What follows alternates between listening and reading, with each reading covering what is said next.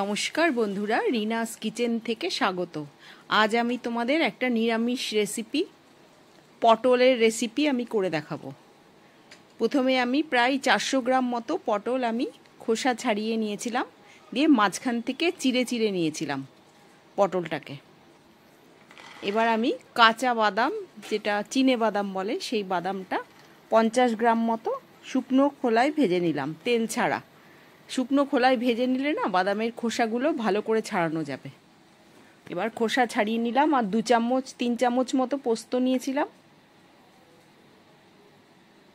পোস্ত আর বাদামটা আমি প্রথমে মিক্সিতে ঘুরিয়ে নেব ড্রাই।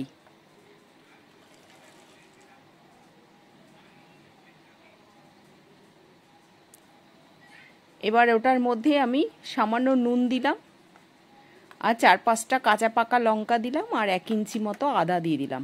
এবার কিছুটা জল দিয়ে এটা আবার মিক্সিতে ঘুরিয়ে নেব। আমার মশলাটা তৈরি হয়ে গেল।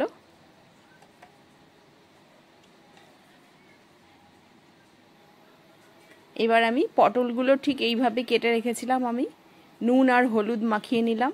মাখিয়ে 10-15 মিনিট রেখে দিলে ভালো হয়। আমি মাঝখান থেকে পটলগুলো চিড়ে চিড়ে নিয়েছিলাম, এই যে দেখাচ্ছি আমি, দেখো এইভাবে চিড়ে নিয়েছিলাম।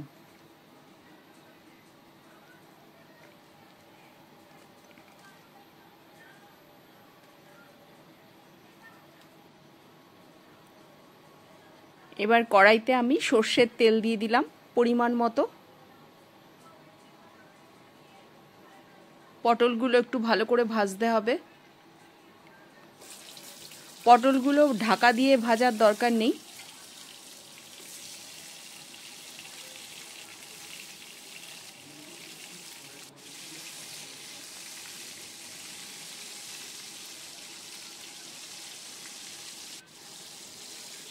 পটলগুলো এমনি ড্রাইভাবেই ভেজে নিতে হবে, মানে ঢাকা দিলে জল বেরিয়ে যায়, যাতে জল না বেরোয় তার জন্য ভালো করে ভেজে নিতে হবে।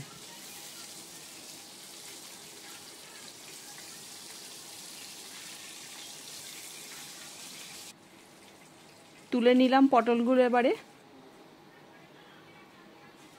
ওই তেলের মধ্যেই আমি কালো জিরে ফোড়ন দিয়ে দিলাম, আর একটা শুকনো লঙ্কা।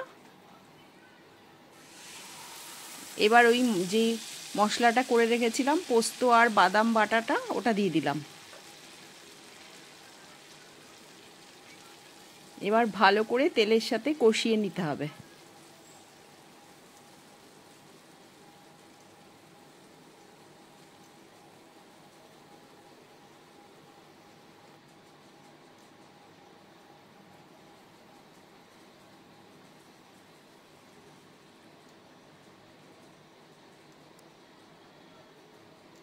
এবার কাশ্মীরি লঙ্কার গুঁড়ো দিলাম আমি 1/2 চামচ মতো, আর হলুদ দিলাম 1/2 চামচ মতো,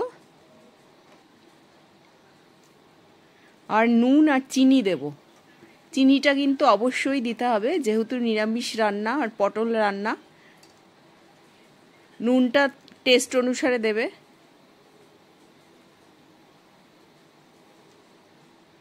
চিনিটা একটু বেশি লাগবে, তাহলে মিষ্টি মিষ্টি খেতেও ভালো লাগবে। এবার ভালো করে আমি কষিয়ে নিচ্ছি।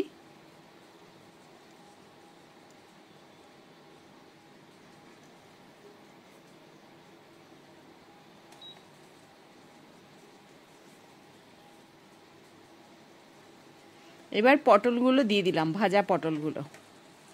ভাজা পটল দিয়ে এবার জল দিতে হবে। জল দিয়ে কিছুক্ষণ ফুটিয়ে নিতে হবে।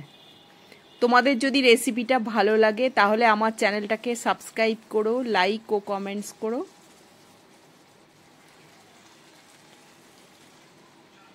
আর মিক্সিং জারটা ধুয়ে জলটা দিয়ে দেব, যাতে পটলগুলো সেদ্ধ হয়ে যায়, সেরকম জল দিয়ে ফুটিয়ে নিতে হবে।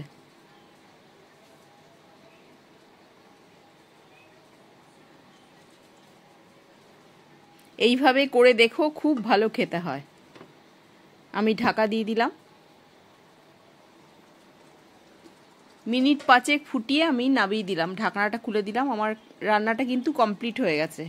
এবার 4টে কাঁচা লঙ্কা চিড়ে চিড়ে দিয়ে দিলাম। এবার সার্ভ করার জন্য আমার রেডি হয়ে গেল। তোমরা এইভাবেই